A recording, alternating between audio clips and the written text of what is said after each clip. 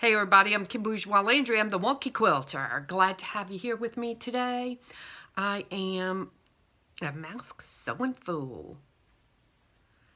I'm waiting for a call back from somebody from Lafayette Consolidated Government because they have asked us not, the people who were dropping off masks we were making at the Cajun Dome, they're asking for them to be dropped off someplace different at a government building. I'm just not sure which. So I will find that out later today and put my own mask on and go out there and drop some masks off. But I'm getting lots of questions about details, like on elastic masks.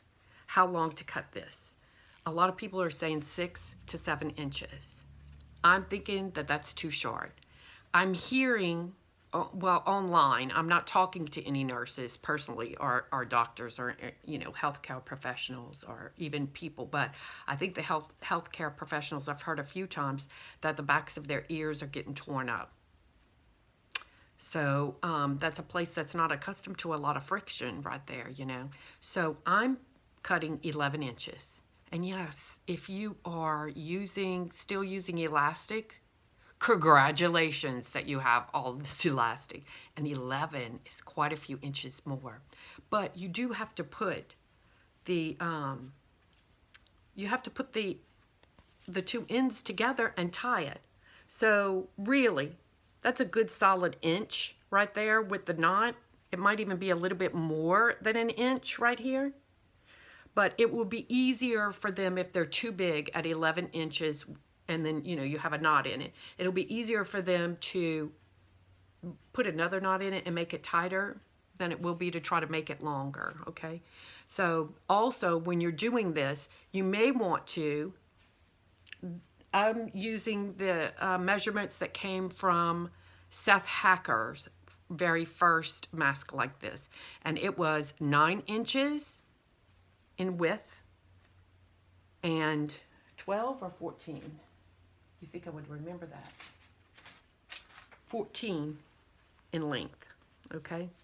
I'm adding an inch now. This is an old one somehow. I don't know where it was. It didn't get sent off with the first ones.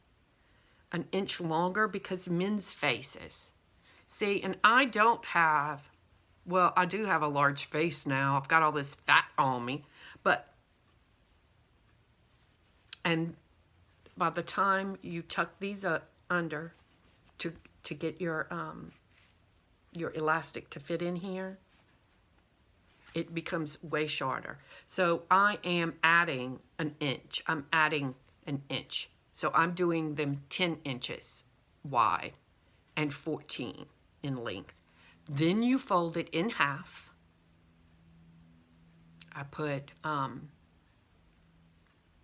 right sides in, fold it in half, give it a quick iron. Then I sew all the edges down.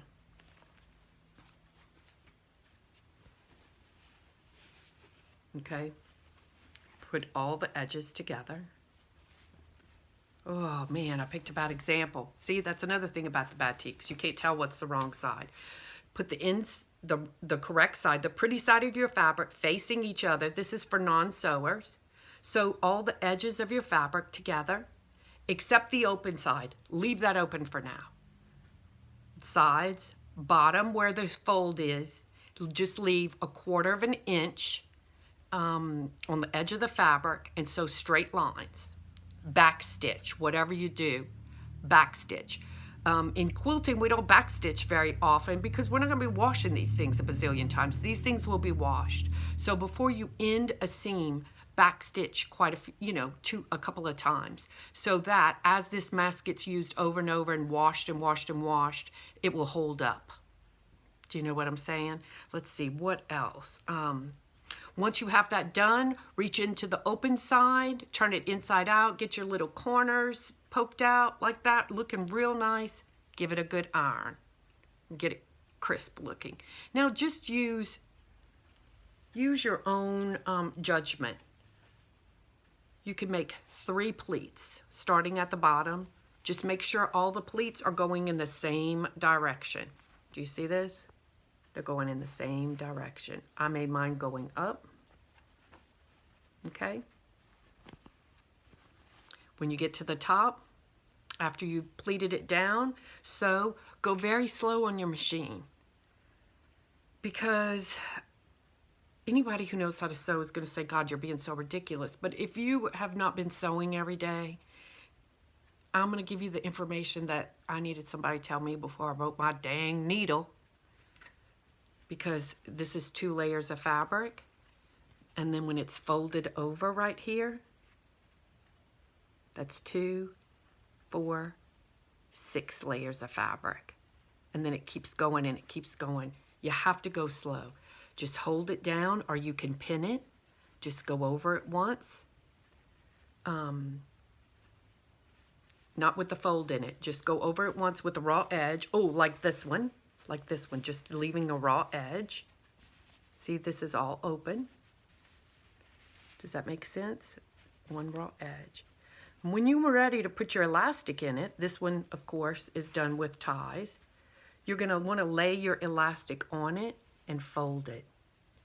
Get it as snug as you can, but try to make sure that your elastic can still move on both sides. You don't want to sew your elastic down, because when you have a knot, you have a knot in it about right here. After it's sewn down, you're going to want to hide your knot inside here. Okay? So you lay your elastic here. It may take you a few minutes. Just fiddle with it. Just fiddle with it. And then sew this together, back stitch, and sew slowly, because you are using so many, even though you're only starting with 2 layers of fabric. With all of these pleats, it becomes very thick. And a lot of times, especially on a machine that is not sewing every day, like if your machine is not a seamstress machine, it's not like you're going to have maybe a denim needle in it. Do you know, you're going to have like a regular thin needle like me. And I just got to sewing and I was just jamming right along and just snapped my needle, and I lost a day and a half because I couldn't even find the edge of the needle. And I refused to sew until I found that needle's edge, because I didn't want it to be just that little piece of metal in some kind of really important little groove that would just almost cussed really bad right there, but that would just screw up my machine. So I have gone on to making ties. I still have some elastic left. I found this bias tape. That's what I wanted to say later. And this is cotton twill. Let's see, I don't know how to make it. But it came in a little bag, like, you know, it was from probably the 60s or 70s, because it was 39 cents. I found bunches of packs of things like this because I'm a picker and I go to garage sales and I buy stuff out of people's sewing kits. So I found bunches of these. This one's not going to work because it's silk. It's silky, so this is not going to stay on somebody's head. It'll just slide off of their hair. I found this also, which this is cotton. Look, that's really nice. Look through your sewing boxes, or ask your mom or your aunt, because they have stuff. They have stuff like this down at the bottom that they'll think nobody will ever use. If it's cotton, I mean, it could be polyester. You don't want it to be slick on somebody's hair. That's why I'm saying cotton, because this has more of a grippy feel than a lot of the polyesters, okay? You can use them on here. I'm just sewing these on the outside. This one's going to be my personal one, and I have ordered some of this twill from Amazon, but it won't be here till the end of the week. This was only 3 yards, and when you're cutting, I think this is 16 inches.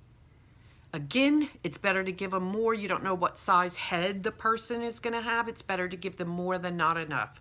So a lot of this will probably get cut off, but whatever. I ordered this exact twill bias tape. It's not bias tape, but it is. That's what it's used for. And it should be coming in a few days. It's just taking forever. That's the only other thing. Oh, here on the nose, this has still been open. When you sew this together, sew an inch down, and it's still open up here. If you have a bread tie or a trash bag tie, look in your trash bag box. What I do with them? Here they are.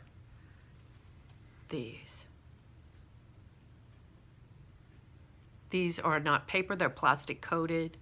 I don't know how the little wire on the inside is going to hold up, but I mean, you know, you can't, nothing is 100% problem free. Do you know what I'm saying? But I'm using these, and if you, when you sew this down, that's before you make your pleats. I forgot to go to that, okay? You sew down about 1 inch, then you lay your bread tie in it, or you don't have to do that. You just start sewing this together. I'm now finishing the edges or using a zigzag to finish. And when I get to about right here, close to the end, I just stop and I slide the bread tie or whatever tie in it, and then I continue sewing it up. Then I'm sewing right here. I'll make sure I'm on the outside of it, and I sew a little stitch up and down right here so that it can't move over to one side. This is where it's at. Now that becomes a nose gripper. See?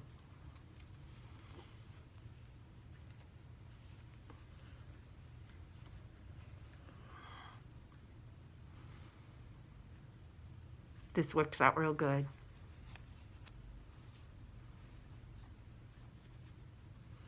Some people are starting to put a little dart right here. I have some, I don't know where, that I put a little piece of elastic that's about this big, and I just stretched it out to, you know, as long as I could, and so that there is, that it pulls up to the neck. Or you could just put one little dart down at the bottom of the neck if it is hanging.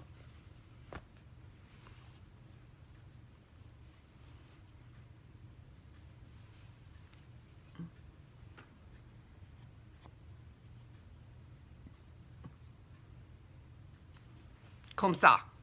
French for like that. Okay, now that's enough about that. I hope that answers some of your questions. I have no idea. Like I said, I'm not a teacher. Oh, and you know what? Just in case, we know that these masks are not going to keep anybody from getting corona. They're not. We know. I know. They're not good enough. But they're better than than nothing. Okay? They're better than nothing. Batik, if you have it, solid cotton, wash and dry, shrink them before you make them. Shrink them before you make them. Ties, you can order cotton twill tape is what it was called. Cotton twill tape is what this was called. And I think that there was plenty of it. And it's you know, I think I paid $10 for it, and I think it's a pretty big roll, so it's gonna last me a while. Do you know? Elastic, I'm cutting at 11. Do people think that's long? Yes. Is any harm gonna come from cutting them long? Yeah, you're gonna wait. You're gonna give some extra away, but they might need it. Just give it to them if you can. Now, my friend Kianga. She lives in Florida and she's an artist. I don't want to show you her address, but this is, you can look her up. She sells African fabrics, t-shirts, jewelry, paintings, I think quilts too, art quilts, all kinds of interesting stuff. I met Kianga, we quilted together at a G's Bend workshop. That was right before we got all put on shutdown.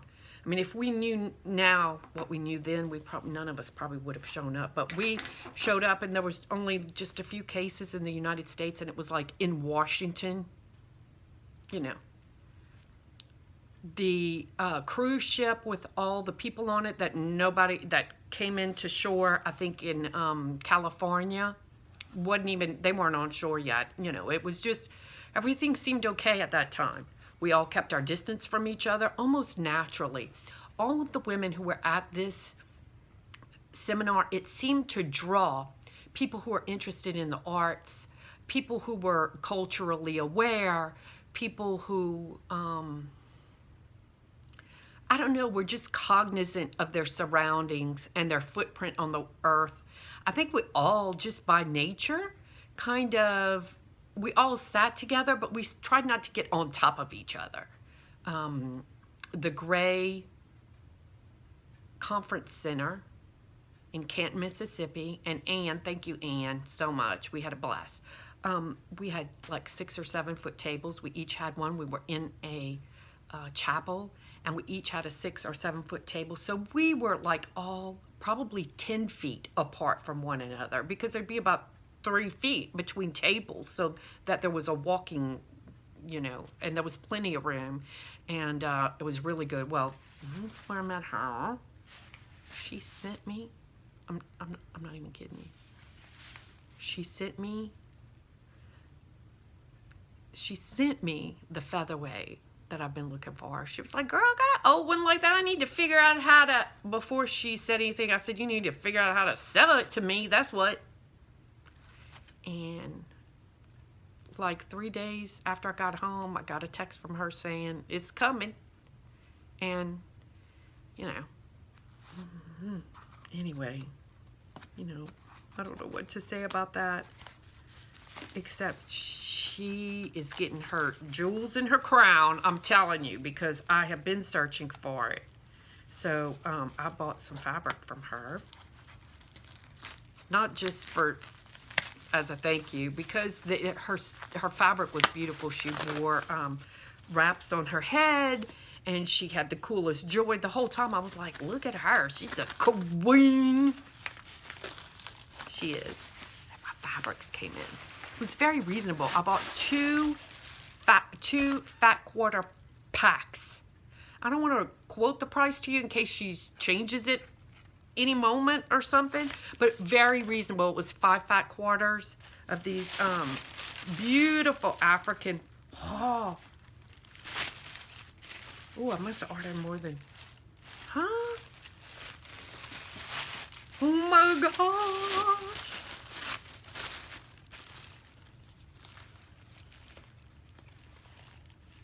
Oh my gosh, look at my t-shirt. I was so excited to get this.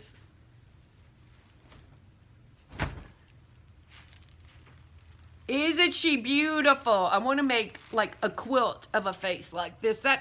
She is so charming. I'm gonna have to be careful when I wash it though.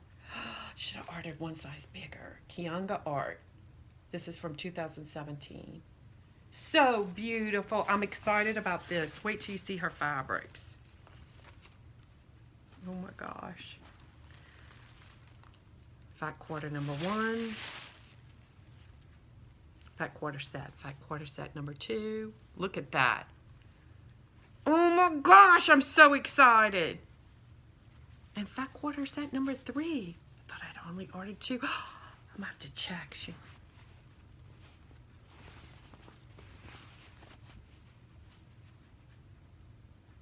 Oh, look how pretty.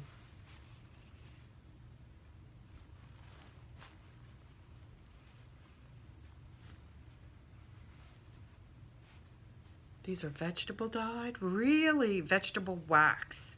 Block prints. I mean, oh my gosh. Look at this, how pretty.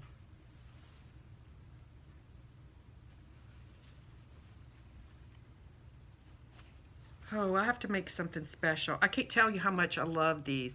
I saw a lot of these fabrics that you could buy by the yard, and I could not decide. I was like, how do you know what to buy? You want to buy them all. And then when I got to the bottom of the page, there were fat quarter sets. So it's, you know, you get a surprise. Oh, look at this one, has such shine on it.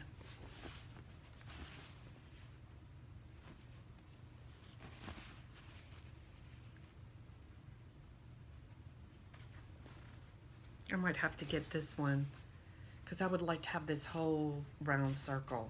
This was so beautiful. Oh my gosh, Kianga, your stuff is amazing. Look at that.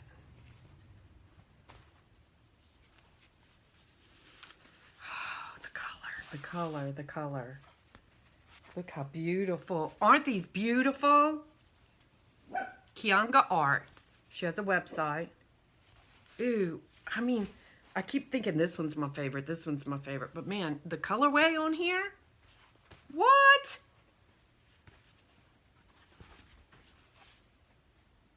Oh, gosh almighty. think we've seen this one before. That's okay. That's okay. That'll be a good, oh.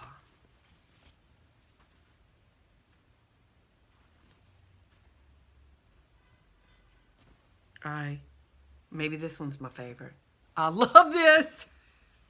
Oh no, this one's my favorite. Oh my gosh. Okay, I had it right the first time. Look at that. Now, what in the world? Oh.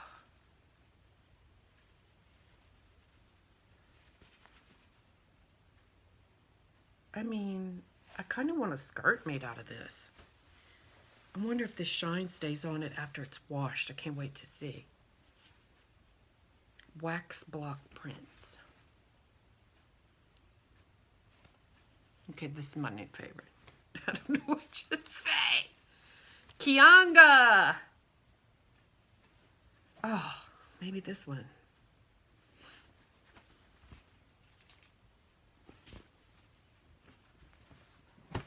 Thank you, dear girl. I just love them. And I will make something fabulous and I will send you a picture of it. I'm just loving them. Although, you know, I'm slow.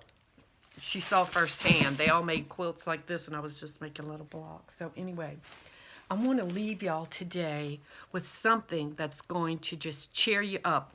I did it with these beautiful Kianga Art fabrics from Florida. She's from Florida. But look at this. What?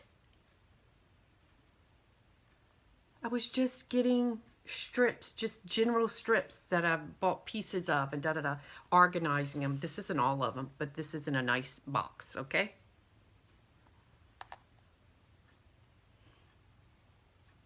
Enjoy the day. Stay off of the street. Stay in your home. Cook your family some soup. I don't know. Tacos. Tickle your babies. Tickle those grandbabies. And pick some flowers out of your yard if you have any. And if you don't, pick a branch off of something and put it in some water and put it in a corner. It will look pretty, believe me. Some leaves off of a magnolia tree or almost any kind of bush. Bring some life into your house. Open the shades. And do your best to just enjoy the beautiful weather and the fact that we're alive and healthy.